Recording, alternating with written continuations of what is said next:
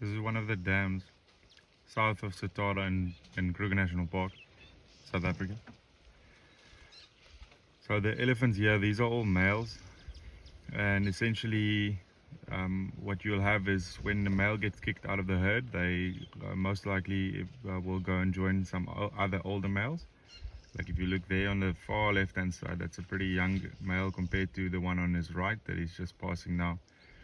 That one on the right, you can look at in particular, has got extremely large tusks compared to what you often see nowadays in the wild. Even this one busy rubbing himself on the mud, you would have seen him during the video earlier, also have got quite large tusks starting to show. So in Kruger in particular, we used to have what we call the Magnificent Seven. So those are 7 quite large elephants, if we can put it lightly, and they had exceptionally large tusks, some of the largest tusks ever on record, or at least in this last century. What has happened in the past is, due to things such as hunting, poaching, trophy hunting in particular, when I refer to hunting, as well as poaching, obviously illegally for the tusks. And in the very long past, early 1900s, we used to use elephant ivory for the piano trade. These are just a few examples. Ornaments, jewelry, that was quite a large thing in the 1900s.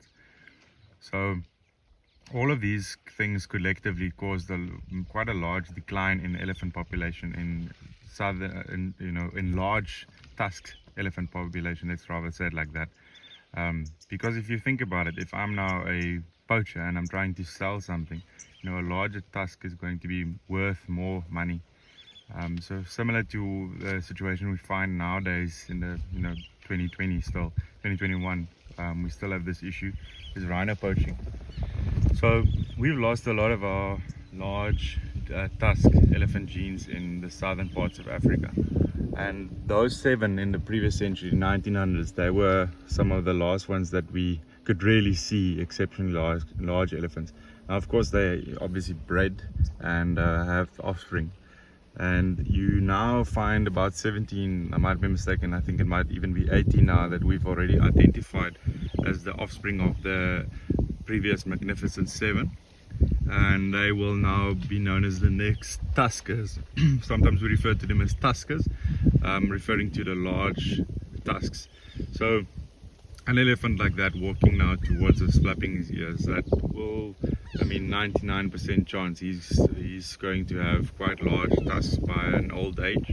And it's just stunning to actually see this nowadays. It's something that's become quite rare. So seeing elephants bathe like this, end of winter, beginning of spring, it's quite a nice sight. And yeah, hopefully we'll still get to see these guys again, and we'll have to see their offspring again, because it's something that words can't always describe, is elephants and their behavior. I've personally spent a lot of time with them, and these animals are just incredibly unique, if you can put it like that. But such a special sighting.